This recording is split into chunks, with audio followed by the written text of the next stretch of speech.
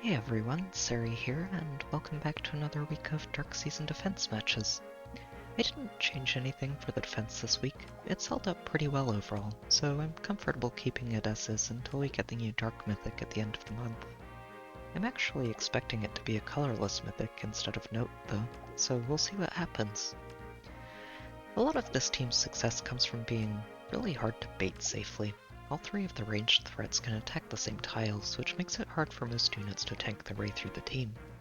Hit and run approaches are tricky too, since Eldegard's nearly impossible to isolate, and Hell's Swap tends to pull Eliwood back into dance range.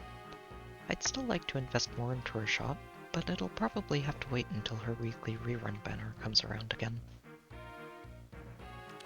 Unfortunately, I forgot to record this intro before the reset, so I've only got the top of the defense list this time. Sorry about that, I shouldn't let it happen again. So let's get to the first match.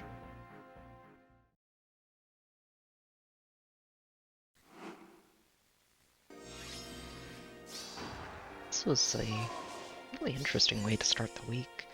They brought a full triangle of really highly invested free-to-play available tanks with Cormag, Itsuki, and Ross. Itsuki's Link skill is a little odd, but I think he's more of a support and or backup tank for the other two. I think Ross is supposed to be their usual go-to tank, with Cormag acting as their first backup. And honestly, they're all really impressive. It's good to see units like this at this kind of an investment level.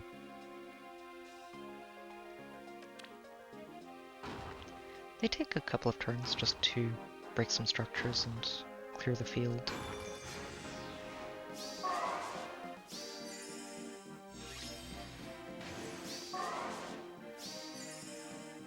Once they've gotten that done, they just move into position and get things started. With Itsuki on the front line, which is a little odd since the other two look like they're better fits, and, well, unfortunately for Itsuki, do I look merry? Felix is not too impressed with him. And he gets danced forward for a very easy knockout on Cormag as well.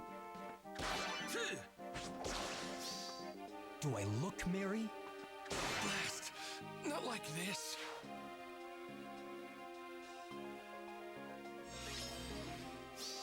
And even though their bolt tower gets a really good hit here, and they go for a bit of a revenge knockout on with Dogger on Felix, that's enough for them to surrender and move on.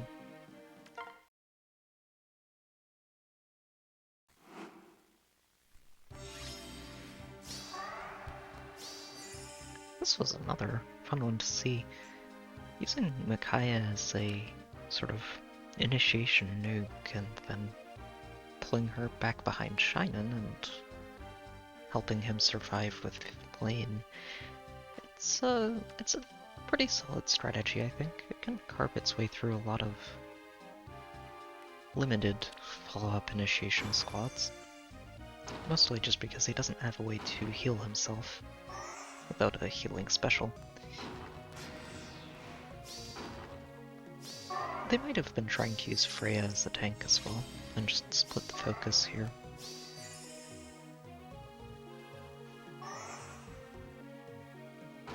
They take a couple of turns to just set up and move out towards these defense tiles.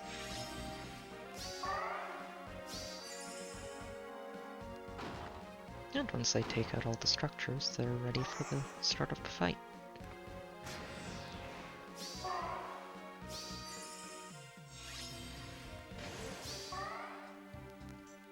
Micaiah, as usual, does a very good job of carving through Felix.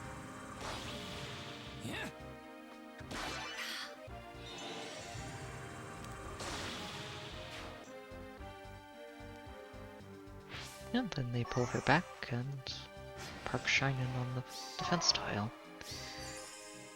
Unfortunately, even with Flame as backup and a Deadeye immediately replying, he I won't lose. He's not having a good time with Bramament. What a stupid way to live. And then Eliud gets swapped back and gets danced forward again. Which gives him a nice easy Gale Force through Flame and lets him move on to pick up Peony as well. Time to sleep.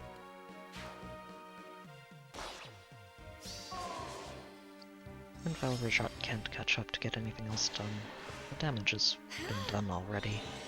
I can pick off Eliud with Micaiah here, but I think it was just another revenge knockout.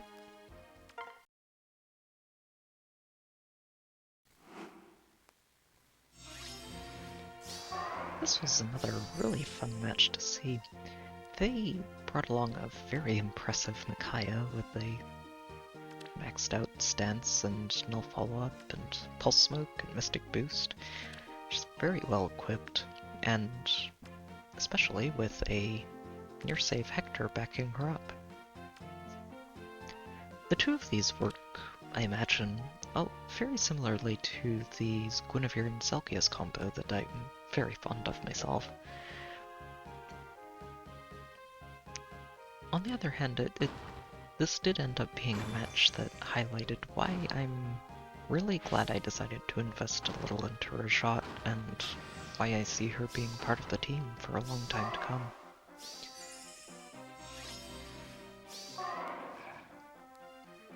They take a couple of turns just to move into position here, clearing out the front structures and getting ready to plant on the defense tile. And well, with a bolt tower hit like that, Felix is not having a good time, even if it wasn't Micaiah attacking him, who doesn't really need the help.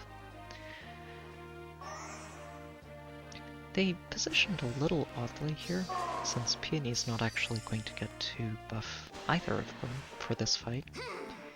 And thanks to null follow-up, Micaiah doesn't actually get a chance to attack twice into Rajat. And well, Rajat surviving this fight means she gets danced, and since neither of them are running Null Sea Disrupt, Hector can't, she gets to take a massive bite out of Hector for free.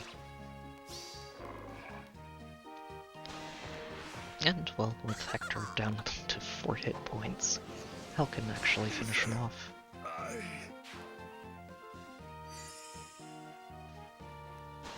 Micaiah doesn't actually get knocked out here, thanks to Pulse Smoke and her guard stance. She's not going to let a Gale Force happen, and Bremen's in a bit of an awkward spot. He can't actually attack her this turn.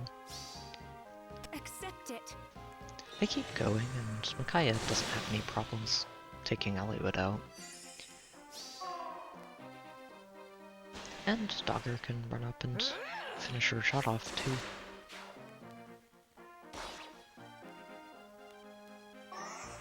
They even have Freya move in and take out Bramament, but at this point they're a little stuck. Since, well, Hel can't actually go and knock Micaiah out from here, so they surrender and move on.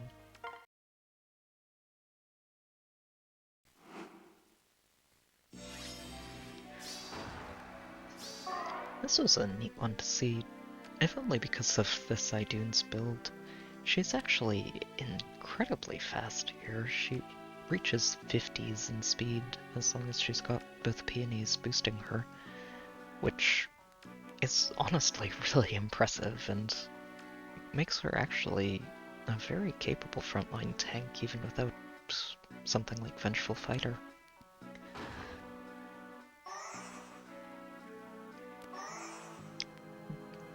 Overall though, this is a pretty low investment team and makes me feel a little bad that they actually ran into this defense.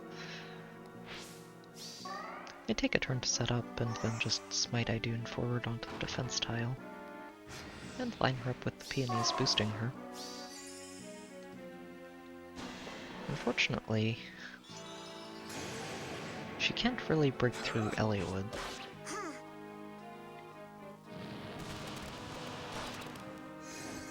And while Eliwood can't get a whole lot done to her, he still drags her off of the defense tile.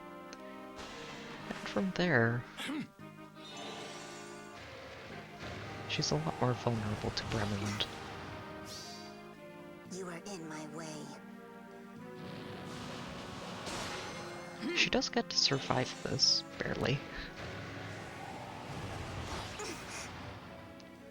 But once she's down to a single hit point, even Edelgard can run in and actually finish the job. We don't get anything else here, but Idun's their only real hope of winning this match, so they surrender and move on.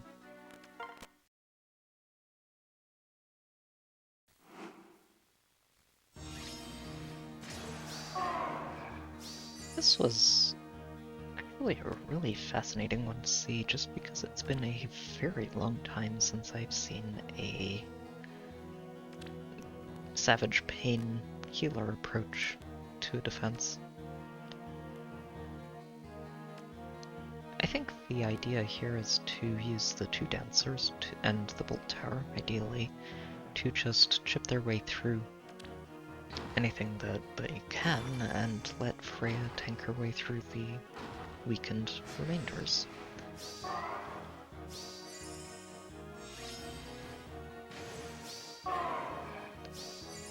So they spend a couple of turns clearing out structures and then just wait for the bolt tower.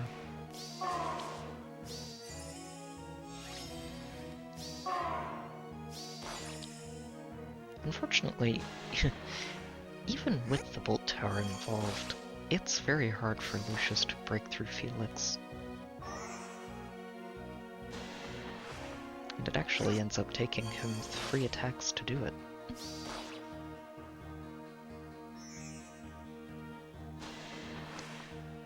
And, well, when it takes that many attacks to take out Felix, they don't have a lot of actions left to work with.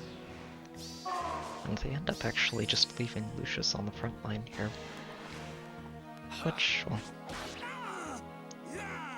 when your backline is left on the front like that, things are going to go badly in a hurry. Eliwood gets to Gale Force through Raisin and Lucius Into the light. pretty easily, and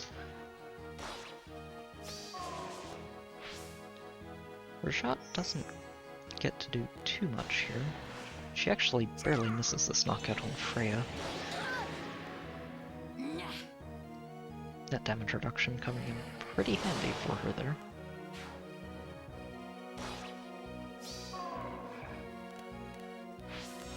And the rest of the team can't catch up. They decide to keep going with this, and honestly was very impressed by Freya managing to knock Eliwood out here.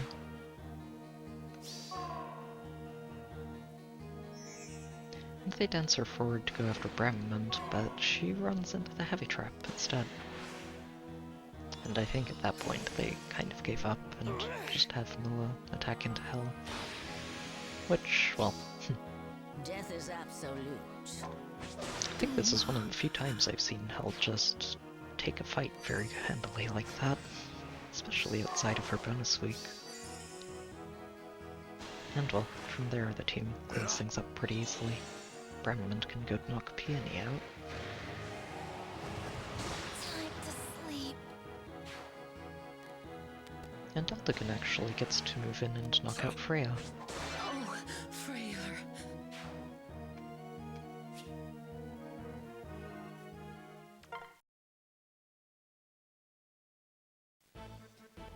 This one was one of those matches where they took a look at the defense and decided they didn't want to bother with that and moved on.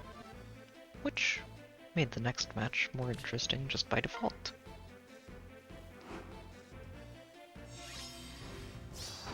This one brought along a really impressive Falbar with Near Save and Courtly Candle.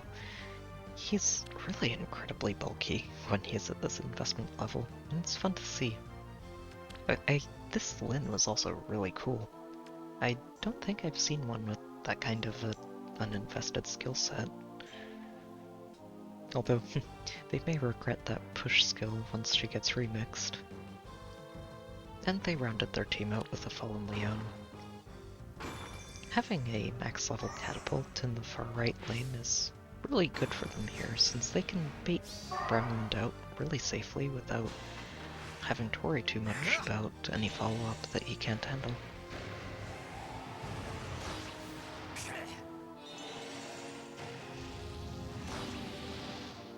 And while Leon can't actually break through Brownland here, he also survives Brownland pretty well, and gets them low enough that he can finish them off on the following turn.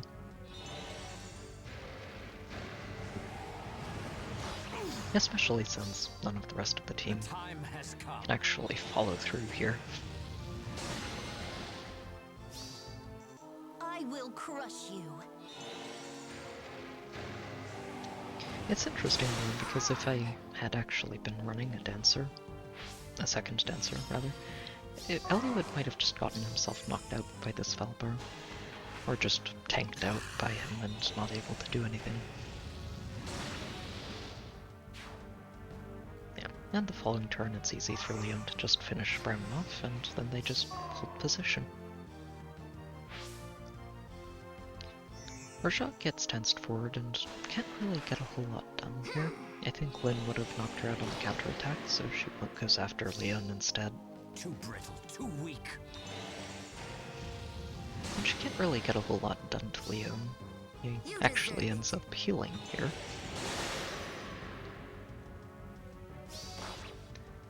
But Felix moves forward, and that actually stops them from being able to knock Raigh out with Lynn or Leon, so they have to flip Valbar forward to take her down. Which is a bit of a problem for them actually, since Eliwood doesn't get knocked out on the first round of Valbar, and actually gets to panic the entire team. Which means that Hell can do a lot of damage to him. I'll smash it a bit.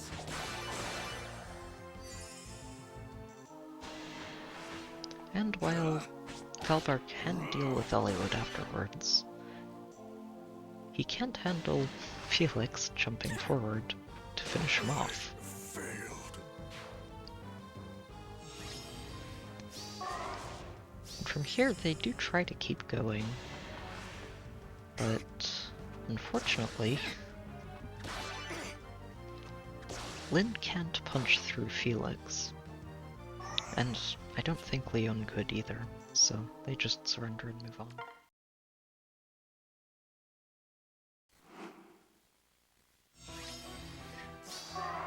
This was a fun match to see just because it was my first encounter with a fallen Edelgard hitting the defense, and they also brought along this maxed out Joshua who's extremely impressive.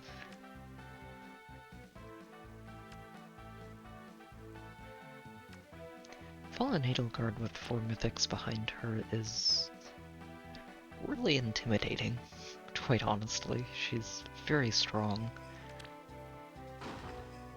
And I think they were very confident in her here.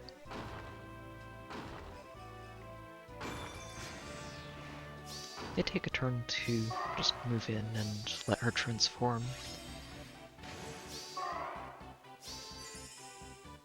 And then they just buff her up and move her onto the defense tile. It's a little bold, since she does get panicked by this panic manner. And well, Eliwood can survive that hit pretty easily, even if he doesn't get a whole lot done there. I am absolute. Felix moves in next, since he survives the bonfire. And a lot like Eliwood, he doesn't actually do a whole lot of damage that sticks. Face your mortality. And neither does Hell. But, well, Hell has got an interesting asset to her with Mystic Boost. Face your That mortality. basically means she doesn't care about Edelgard and will never actually die to her. Unfortunately, the cramped quarters also means that the rest of the team can't follow through. So they can have Edelgard start taking Eliwood down on the following turn. She can't quite one-shot him though. And that's a problem since they've already used both of Edelgard's normal actions to take him out, which means she can't actually finish her shot off here. They're pretty comfortable just letting Edelgard continue with things though. Perish. Unfortunately, Here, take this. our healing tower means that Felix can tank the bonfire again. And once Edelgard drops this low, Bram can move in and finish her off. My path ends here.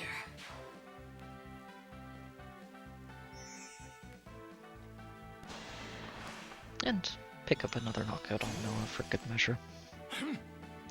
I'm a little sad that they didn't actually use Joshua at all, but I guess they were just really confident in Edelgard.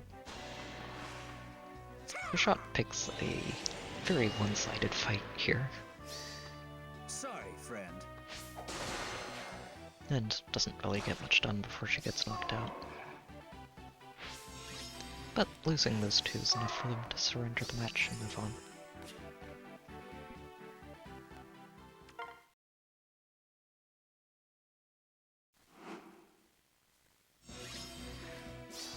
This one was a little unfortunate to see, mostly just because of the timing.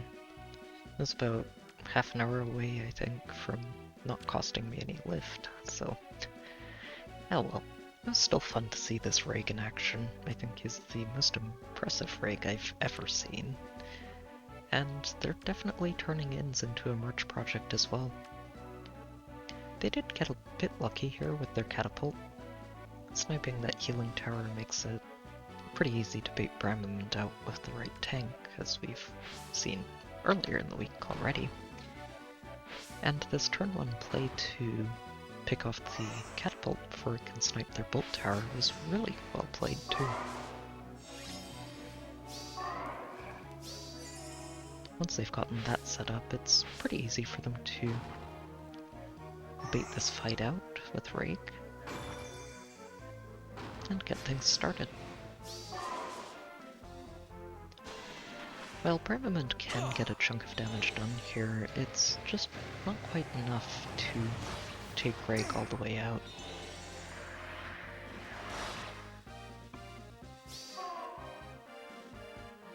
And Raigh actually gets to charge up and use his Aether to help heal back up afterwards.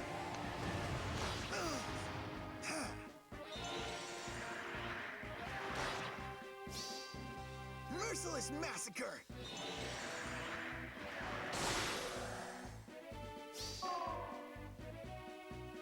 And without a dance, the rest of the team can't catch up to the front line. And just line up really well for that bolt tower. Raigh has no problems finishing off Hell. And then they can dance him forward to take out Eliwood too. And even if this looks a little risky, since, well, there's a dancer and 3 units on the field, it's actually really well planned, because our shot's not going to get anything done to Raigh. And even if Bramament actually got to attack into Raigh, he wouldn't be able to finish Raigh off.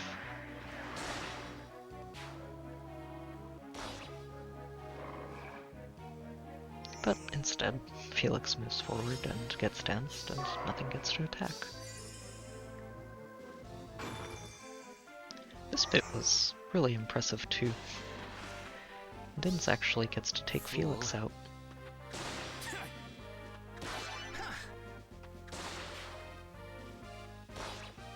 At times Pulse does a lot of work. Raigh can finish Bramament off. Even if it's a close thing, he'd have had an Aether on the second hit. And then they can just wait. It's not like Edelgard's gonna do much here.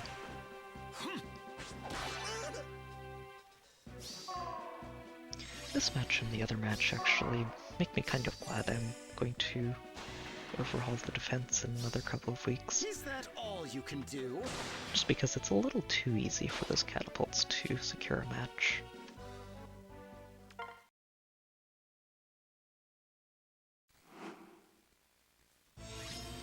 This was a really fun way to close the week out.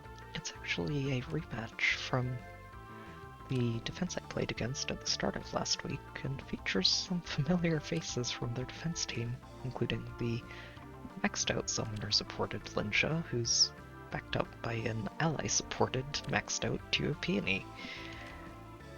They've also got the Freya for their bonus unit and an extra 3 attack to Lyn, and a plus 10 Milla and plus 10 normal Peony, who, with the right positioning, can add another 5 attack to Lynja as well. It brings her up to a maximum attack of, I think, 95 with this team, which is a lot, and it's very hard for any unit to tank that. And, well, be able to tank it, and potentially tank the 3rd and 4th attacks if she survives the counter. But I think they might have been a little bit overconfident here when they saw there wasn't a Duo's entrance on the map, and figured that Lyn would be able to sweep it with Peony and an Indulgence backing her up. I think they may have started to realize they were in trouble right around here, and started trying to maneuver to give Lyn a better fight. But even with her maximum attack stat of 95, she'd only be able to do 25 damage times 2 to Felix before he knocked her out on the counterattack. And once they figured that out, they just surrender and move on. It was a good week overall. I'm really glad to see the defense holding up so well, and I'll probably leave it as is until we see what the mythic is at the end of the month. Anyway, I hope you've enjoyed the video, good luck with your own matches, and I'll see you next time.